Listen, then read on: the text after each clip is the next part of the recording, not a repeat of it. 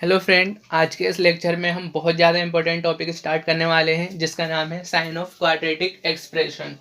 जो हमारे पास quadratic expression होती है उसका साइन क्या होगा। तो मान लीजिए f x equal to a x square plus b x plus c equal to zero. It is a quadratic expression. This is general form of quadratic expression. तो ये क्वाड्रेटिक एक्सप्रेशन की जनरल फॉर्म हो जाती है। अब हमारा काम होता है डिस्क्रिमिनेंट डी फाइंड करना। डी क्या होता है? B square minus 4ac। तो हम डी फाइंड करेंगे और इसकी हेल्प से और ए की हेल्प से बताएंगे कि ये पॉजिटिव होगा क्वाड्रेटिक एक्सप्रेशन, नेगेटिव होगा या जीरो होगा, क्या होगा। तो फर्स्ट केस देखो, if D less than zero.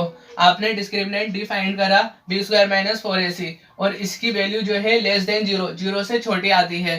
तो आपको ए चेक करना पड़ेगा। ए के पास दो केस हो सकते हैं, ए या तो जीरो से बड़ा होगा या जीरो से छोटा होगा। ए जीरो नहीं हो सकता, क्यों? अगर ए जीरो होगा तो ये एक्स स्क्वायर वाला टर्म हट जाएगा, तो ये लीनियर इक्वेशन बन जाएगी और हमारा काम क्या है? क्वाड्रेटिक एक्सप्रेशन में देखना। तो इसलिए ए या तो जीरो से बड़ा होगा या छोटा होगा। अब मान लीजिए डी लेस देन जीरो आ रहे हैं और ए भी जीरो से बड़ा आ रहे हैं। तो F x is greater than zero for all x belongs to R. अगर ए जीरो से बड़ा होगा तो एफ एक्स भी जीरो से बड़ा होगा, मीन्स एफ एक्स पॉजिटिव होगा हर किसी रियल नंबर के लिए। Second, a less than zero, this implies F x less than zero for all x belongs to R. अगर ए जीरो से छोटा है, नेगेटिव है, तो एफ एक्स भी नेगेटिव होगा हर किसी रियल नंबर के लिए। रियल नंबर यहाँ पर एक्स लिया है, मतलब कोई भी रियल नंबर हो, हर किसी रियल नंबर के लिए। केस सेकंड देखो, if D equal to zero. आपने डी फाइंड किया इस तरह से, बी स्क्वायर माइनस 4ac और इसकी वैल्यू मान लीजिए जीरो आ गई। अभी भी आपका काम होगा ए को देखना।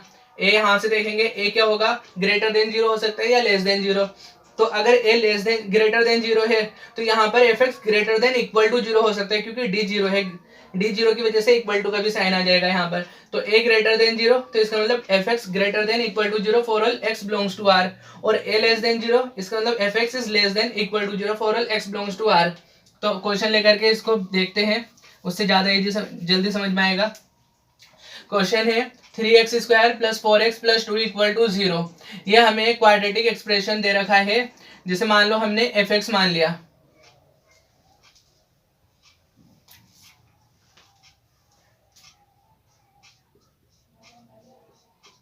तो पहले क्वेश्चन है ये, f x equal to 3x square plus 4x plus 2 equal to zero. फिर इसमें मान लीजिए चार ऑप्शन दे रखे हैं। पहला, f x greater than zero for all x belongs to R.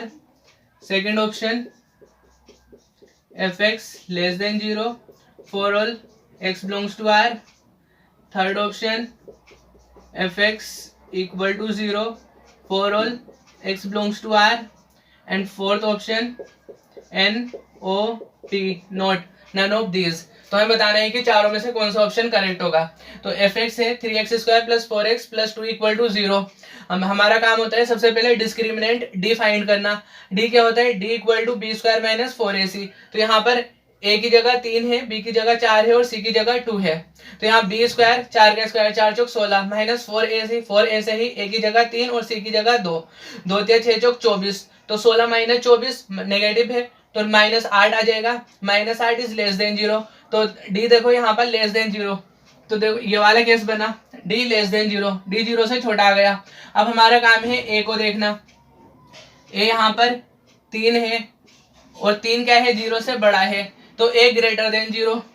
तो ए ग्रेटर देन जीरो आ गया, डी जीरो से छोटा और ए जीरो से बड़ा। तो इसका मतलब क्या होगा? F x greater than zero for all x belongs to R. तो यहाँ पर f x greater than zero for all x belongs to R, first option correct हो जाएगा, बाकी सारे ऑप्शन इनकरेक्ट हो जाएंगे।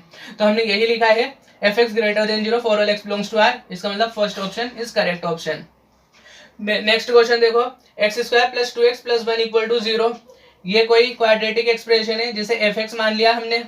अब इसमें देखना है कि एफ एक्स जीरो से बड़ा होगा, लेस देन होगा, इक्वल टू जीरो होगा या नहीं, कोई भी नहीं होगा। तो यहाँ पे डिस्क्रिमिनेंट फिर फाइंड करा, d equal to b square minus 4ac। तो यहाँ बी क्या है? 2, तो 2 स्क्वायर 4 माइनस 4ac, तो 4 ए की जगह 1 और सी की जगह 1, तो माइनस 4 ही रह जाएगा। 4 माइनस 4 जीरो हो जाएगा। तो डी यहाँ पर क्या गया? जीरो। डी जीरो आ गया, तो ये केस हुआ, डी इक्वल टू जीरो। अब हमारा काम क्या है? ए को देखना। तो ए यहाँ पर 1 है और 1 ग्रेटर देन जीरो, तो ए जीरो से बड़ा है। तो ए जीरो से बड़ा है, तो ये हो गया। डी जीरो हो और ए जीरो से बड़ा हो तो F x greater than equal to zero हो जाएगा for all x belongs to R. This implies F x greater than equal to zero for all x belongs to are.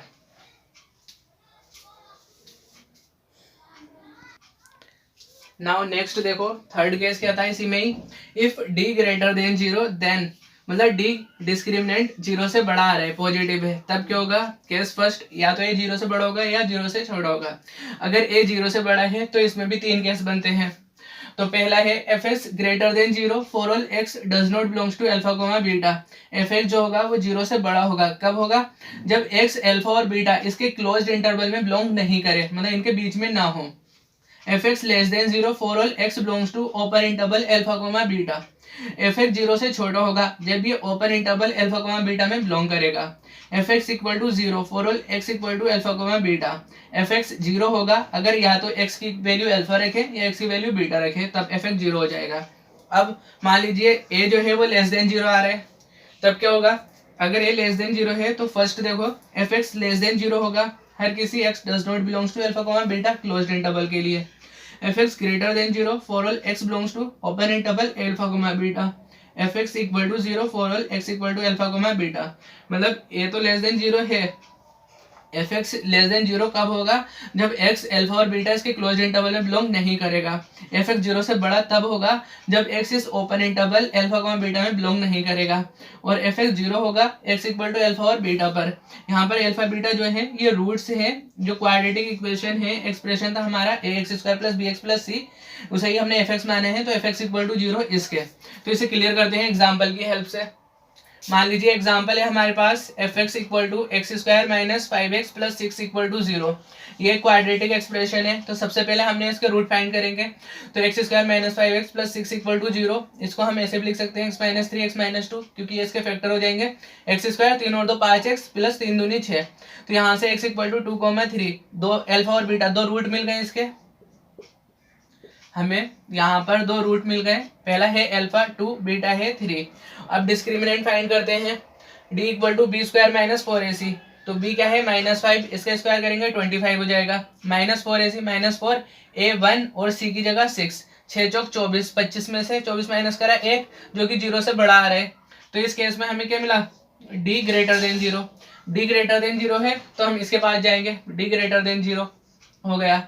अब इन दोनों में से फर्स्ट या सेकंड कोई भी एक केस हो सकता है। ए देखो a इक्वल टू 1 है तो a greater than zero, 1 greater than zero होता है, तो a जीरो से बड़ा है, तो a जीरो से बड़ा है तो केस फर्स्ट में जाएंगे, सेकंड केस नहीं होगा। अब इन तीनों में से देखो ये तीन चीजें होंगी, तो यहाँ पर एफ एक्स की जो वैल्यू है वो ग्रेटर देन जीरो होगी for all x does not belongs to 2,3। अगर हमारे पास एक्स रियल नंबर है जो कि क्लोज्ड इंटरवल 2 और 3 में बिलोंग कर रहा है, तो इनके हर वैल्यू के लिए डज नॉट बिलोंग नहीं कर रहे हैं, तो इनके हर वैल्यू के लिए एफ एक्स जीरो से बड़ा होगा। और एफ एक्स जीरो से छोटा होगा जब x belongs to 2,3, open interval 2 और 3 इनके बीच के जो पॉइंट है वो एक्स होगा, तो ये एफ एक्स की वैल्यू लेस देन जीरो होगी। और f x equal to zero होगा जब एक्स या तो 2 हो जाए या 3 हो जाए, क्यों, क्योंकि 2 और 3 फैक्टर है। जैसे ही हम इसमें एफ एक्स में एक्स की जगह 2 रखेंगे तो ये इसको जीरो बना देगा। कैसे बनाएगा, देखो 2 दूनी 4 माइनस 4 पंजे 20 प्लस 6, 2 दूनी 4 4 5 होगा ना, यहाँ पर x square minus 5x plus 6 है ना, हमारा एक्सप्रेशन क्या है, x square minus 5x plus 6, तो यहाँ पर हमें x इक्वल टू 2 रखना है, तो 2 दूनी 4 माइनस 2 पंजे 10 प्लस 6, 6 और 4 10 माइनस 10 इक्वल टू 0, तो x इक्वल टू 2 पर एफ एक्स जीरो मिलेगा। इसी तरह से x इक्वल टू 3 पर एफ एक्स जीरो मिलेगा। लेकिन जैसे ही ओपन इंटरवल 2 और 3 के बीच की वैल्यू होगी तो F x less than zero हो जाएगा, और क्लोज्ड इंटरवल 2,3 इनके बीच की कोई भी वैल्यू या यही वैल्यू है इनमें x लाई नहीं करेगा तो एफ एक्स जीरो होगा। इनके अलावा सारी वैल्यू पर क्या होगा, f x greater than zero होगा। तो इस तरह से हम इन केस को देखते हैं, फर्स्ट सेकंड थर्ड। मान लीजिए यहाँ पर a जो है ग्रेटर देन जीरो प्लस 1 आ रहा था, अब a माइनस 1 होता तो ये लेस देन जीरो होता, तो लेस देन जीरो में हम ये तीनों केस यूज कर लेते हैं।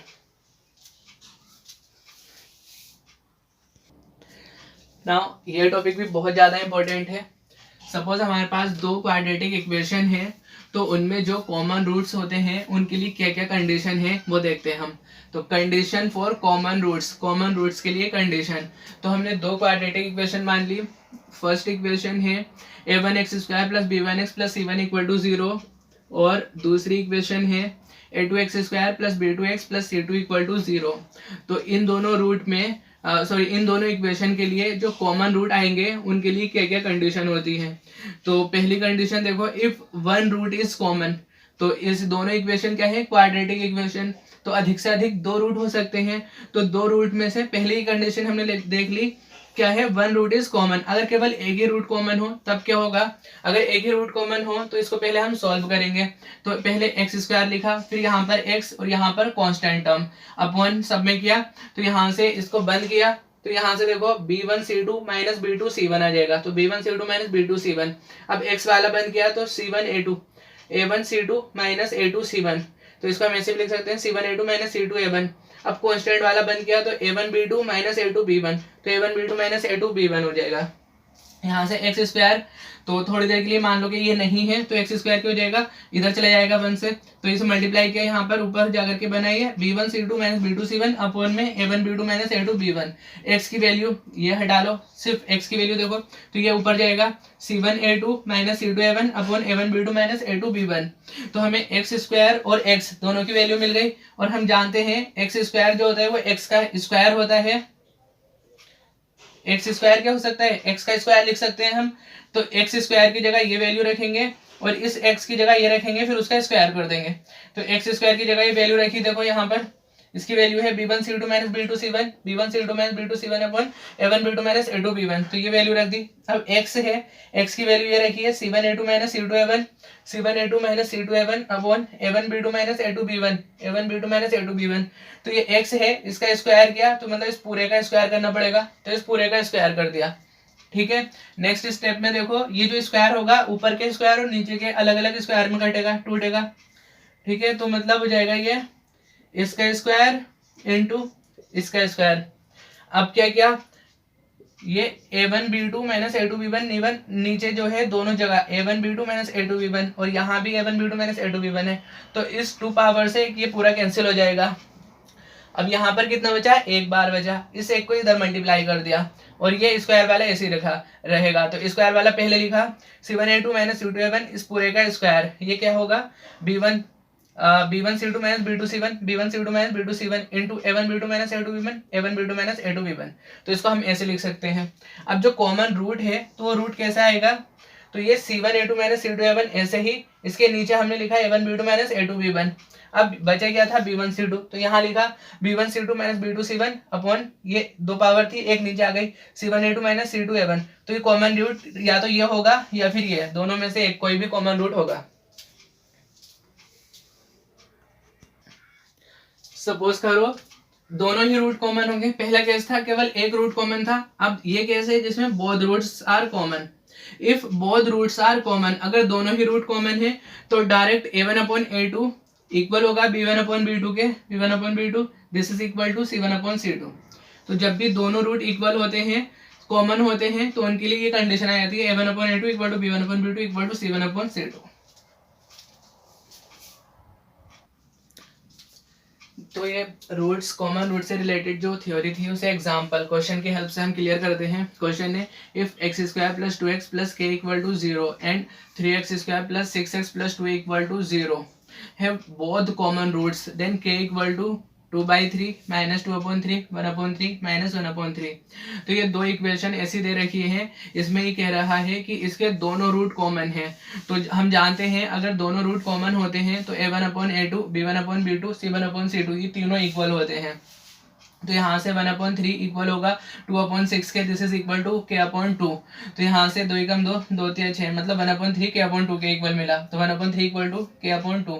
तो यहाँ से मल्टीप्लाई किया तो 3k equal to 2 means k equal to 2/3, तो k 2/3, तो ऑप्शन 1 करेक्ट हो जाएगा, बाकी सारे ऑप्शन इनकरेक्ट होंगे।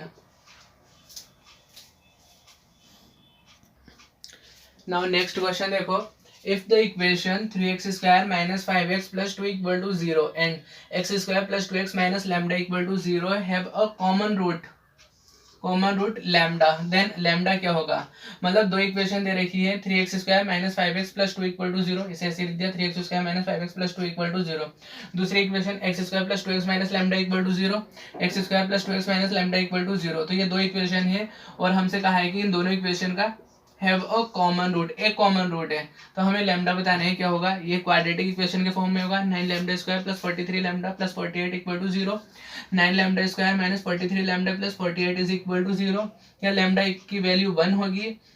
फोर्थ, नन ऑफ दिस, कौन सा ऑप्शन करेक्ट होगा। तो दो इक्वेशन है और हम जानते हैं जब भी इनका एक कॉमन रूट होता है तो हम एक्स स्क्वायर वाले को हटा करके एक्स की वैल्यू निकाल लेते हैं, वही कॉमन रूट निकालने में हमें मदद करेगा, एक्स वही कॉमन रूट होता भी है। अब क्या करेंगे, एक्स स्क्वायर हटाना है तो इस इक्वेशन को 1 से मल्टीप्लाई कर दिया और इस इक्वेशन को 3 से मल्टीप्लाई कर दिया। अब यहाँ से इसमें से ये सब्ट्रैक्ट भी कर दी, तो ये 3x square minus 3x square cancel हो जाएगा, दोनों आपस में कैंसिल। अब क्या हुआ यहाँ पे माइनस 5x प्लस टू ऐसे ही माइनस 3 से मल्टीप्लाई करेंगे तो minus 6x minus minus plus 3 lambda equal to 0। अब क्या किया यहाँ पर माइनस 5x और माइनस 6x, तो 5 और 6 11 माइनस 11x प्लस 2 और 3 लैम्डा को उस साइड को ले गए माइनस 3 लैम्डा। अब माइनस 11x ऐसे ही 2 प्लस 2 को उस साइड को लेकर गए तो माइनस 3 लैम्डा माइनस 2।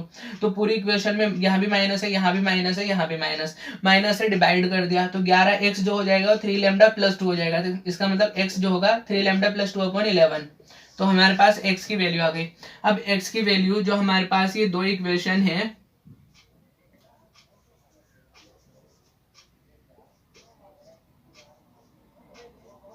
ये दो इक्वेशन जो है x की वैल्यू किसी भी इक्वेशन में रख दो, लैम्डा की वैल्यू आ जाएगी। तो हम ये सिंपल इक्वेशन दिख रही है, इस इक्वेशन में x की वैल्यू रखते हैं, तो x की जगह 3 लैम्डा प्लस 2 अपॉन 11 रखेंगे, तो x स्क्वायर है तो ये रखेंगे 3 लैम्डा प्लस 2 अपॉन 11, इस पूरे का स्क्वायर हो जाएगा, प्लस 2 टाइम x, x की जगह 3 lambda plus 2 upon 11 minus lambda equal to 0। तो अब क्या करेंगे, यहाँ से नीचे 11 का स्क्वायर आएगा, यहाँ पर एक बार 11 होगा तो पूरी इक्वेशन को 11 के स्क्वायर से मल्टीप्लाई कर देंगे, तो यहाँ से ये तो खत्म हो जाएगा, बचेगा 3 लैम्डा प्लस 2 का whole square plus 2 time 3 lambda plus 2, नीचे केवल एक ही 11 था, स्क्वायर से मल्टीप्लाई करेंगे तो ऊपर एक 11 बचेगा। अब यहाँ था नहीं तो 11 का square 11 11 121 minus 121 lambda equal to 0। अब इस इक्वेशन को सॉल्व करेंगे तो 9 lambda square minus 43 lambda plus 48 equal to 0। तो ऑप्शन में देखो 9 lambda square minus 43 lambda plus 48 equal to 0, इसका मतलब हमारा सेकंड ऑप्शन करेक्ट है, सेकंड ऑप्शन करेक्ट, तो फर्स्ट इनकरेक्ट। अब क्या कह रहा है थर्ड में लैम्डा इक्वल टू 1, क्या लैम्डा इक्वल टू 1 इसको सेटिस्फाई कर रहा है, तो नो, 9 माइनस 43 प्लस 48, अब इसमें ऐड करो 8 और 8 16 और 1 17 का 7 हासिल 1 5 माइनस 43, मतलब कोई भी एक नंबर आएगा जो कि 0 नहीं होगा, तो इसका मतलब लैम्डा इक्वल टू 1 इसे सेटिस्फाई नहीं कर रहा है तो ये भी नहीं होगा, थर्ड ऑप्शन भी इनकरेक्ट, फोर्थ तो होगा नहीं, तो केवल सेकंड ऑप्शन ही करेक्ट होगा, बाकी सारे ऑप्शन इनकरेक्ट होंगे। Now next and most important topic, quadratic equation containing modular sign। तो जब quadratic equation modular sign contain करती है तो उसके रूट फाइंड करेंगे, तो इस टॉपिक को डायरेक्ट क्वेश्चन की हेल्प से ही समझेंगे। तो क्वेश्चन लेते हैं, the equation has x square minus 5 modulus of x plus 6 equal to 0 has 2 real roots, 4 real roots, 1 real root, no real root. तो जो इक्वेशन है x square minus 5 time modulus of x plus 6 equal to 0, इसके पास 2 real root होंगे, 4 होंगे, 1 होगा या फिर कोई भी रियल रूट नहीं होगा। तो ये क्वेश्चन जो है DSSB PGT 2014 में आया हुआ है, तो एग्जाम में आया हुआ क्वेश्चन है ये। तो देखो इसको सोल्व करने का सबसे सिंपल मेथड यही है कि ये x square minus 5 mod x plus 6 equal to 0 हमने इसको ऐसे लिखा, तो एक्स का स्क्वायर को हम मॉड एक्स का स्क्वायर भी कर सकते हैं, तो mod x square minus 5 modulus of x plus 6 equal to 0। Next step में क्या किया हमने, मॉडुलस ऑफ एक्स को y मान लिया, मतलब जहां मॉडुलस एक्स है उसकी जगह हम y यूज करेंगे, तो ये क्या बनेगा y square minus 5y plus 6 equal to 0, तो इसे यहाँ लिखा y square minus 5y plus 6 equal to 0। अब y माइनस 2 y माइनस 3 इसके फैक्टर हो जाएंगे, क्यों, 2 और 3 5 और 2 3 6, तो y की वैल्यू 2 और 3 आ जाएगी, y है क्या, मॉडुलस ऑफ x है, तो इसका मतलब मॉडुलस ऑफ x 2 और 3 हो जाएगा। अब मॉडुलस ऑफ x 2 होगा तो x प्लस माइनस 2 हो जाएगा, और जब मॉडुलस ऑफ x 3 होगा तो x प्लस माइनस 3 हो जाएगा। तो यहाँ से x की 4 वैल्यूज आई, प्लस 2 माइनस 2 प्लस 3 और माइनस 3, तो 4 वैल्यूज आई है। अब हम डायरेक्ट ये नहीं कहेंगे कि इसकी ये जो क्वाड्रेटिक इक्वेशन है इसकी 4 वैल्यूज हो जाएंगी, क्यों, क्योंकि जब तक हम इनकी वैल्यूज को 2 को माइनस 2 को 3 और माइनस 4 को इस इक्वेशन में रख करके सेटिस्फाई नहीं करेंगे, मतलब x इक्वल टू 2 रखेंगे यहाँ पर, तो 2 दूनी 4 माइनस 2 पंजे 10 प्लस 6, बराबर क्या होगा 6 और 4 10 माइनस 10 इक्वल टू 0। तो ये इसको सेटिस्फाई कर रहा है, तो ये इसकी एक वैल्यू हो गई। अब x इक्वल टू -2 है, तो ये भी इसको सेटिस्फाई करेगा, तो इसकी दूसरी वैल्यू। इसी तरह से 3 और -3 चारों इसको सेटिस्फाई कर रहे हैं, तो इसकी 4 वैल्यूज हो गई। तो जो क्वाड्रेटिक इक्वेशन दे रखी है उसके 4 रियल रूट हो जाएंगे। तो इक्वेशन नंबर हमारी ऑप्शन सेकंड करेक्ट हो जाएगा। तो देखो ये क्वाड्रेटिक इक्वेशन है, हमने क्या पढ़ा था, कोई भी क्वाड्रेटिक इक्वेशन होती है उसके अधिक से अधिक 2 ही रूट होते हैं। तो यहाँ पर तो हमें एक ऐसी इक्वेशन मिल गई जिसके 4 रूट हो रहे हैं, ऐसा भी हो रहा है। तो क्या हुआ, ये सिर्फ और सिर्फ मॉडुलस की वजह से हुआ।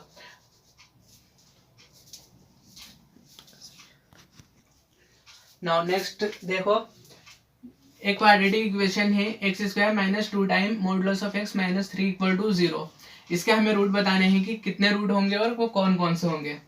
तो इस इक्वेशन को x² को हम मॉड ऑफ x² लिख सकते हैं -2 mod x - 3। अब क्या किया, मॉडुलस ऑफ x को y मान लिया, तो y² - 2y - 3 इक्वल टू 0। तो y - 3 और y + 1 इसके फैक्टर हो जाएंगे। कैसे, 3 में से 1 गया 2 बचेगा, तो -2y और -3 को 1 से मल्टीप्लाई करेंगे -3, तो इसके 2 फैक्टर ही हो गए। तो y की 2 वैल्यू आएंगी 3 और -1। तो y की 2 वैल्यू आ गई 3 -1 और y है क्या, मॉडुलस ऑफ x। तो y की जगह mod x, इसका मतलब मॉडुलस ऑफ x 3 होगा या -1 होगा। तो मॉडुलस ऑफ x 3 -1। अब पहले केस में ले लिया हमने कि मॉडुलस ऑफ x 3 मान लिया, तो x कितना मिलेगा +-3। अब दूसरे केस में मॉडुलस ऑफ x -1, तो x यहाँ से +-1 मिला, तो यहाँ पर x की 4 वैल्यूज आ जाएंगी +-3 +3 -3 +-1 +1 और -1। तो यहाँ पर x की 4 वैल्यू आ गई। डायरेक्ट हमें 4 पर निशान नहीं मारने हैं, देखना है कि कौन कौन सी वैल्यू सेटिस्फाई कर रही है या नहीं कर रही है। अब x इक्वल टू 3 इस इक्वेशन में रखा, 3 3 9 -3 दूनी 6 फिर -3 9 -6 और 3 9 0, तो ये सेटिस्फाई कर रही है इसे। अब x इक्वल टू -3 रखा, तो 3 3 9 -3 दूनी 6 -3 फिर 9 -9 फिर 0, ये भी सेटिस्फाई कर रही है। x इक्वल टू 1 रखा, 1 -2 -3, तो 1 -2 -3 मीन्स 1 -5 -4 आ गया। -4 के 0 के इक्वल है, नहीं है, -4 इज नॉट इक्वल टू 0, तो x इक्वल टू 1 इसको सेटिस्फाई नहीं करेगा। अब x इक्वल टू -1 रखा, -1 रखोगे तो 1 1 का, यहाँ पर -1 का स्क्वायर +1 रहेगा, फिर -2 -3 फिर -4, मतलब नेगेटिव नंबर ही आएगा कुछ जो कि 0 के इक्वल नहीं होगा। इसका मतलब x इक्वल टू -1 ये भी इसको सेटिस्फाई नहीं कर रहा है। तो इसके कितने रूट्स हो जाएंगे, तो इस इक्वेशन के जो रूट्स होंगे केवल 2 ही रूट होंगे, x इक्वल टू 3 -3। यही 2 रूट इसको सेटिस्फाई कर रहे हैं, इसके अलावा कोई रूट इसको सेटिस्फाई नहीं करेगा। तो देखो इस केस में इस इक्वेशन के क्वाड्रेटिक इक्वेशन के 2 रूट हो गए। तो कुछ केस ऐसे भी हो सकते हैं जहां पर 2 से ज्यादा इसको सेटिस्फाई करे।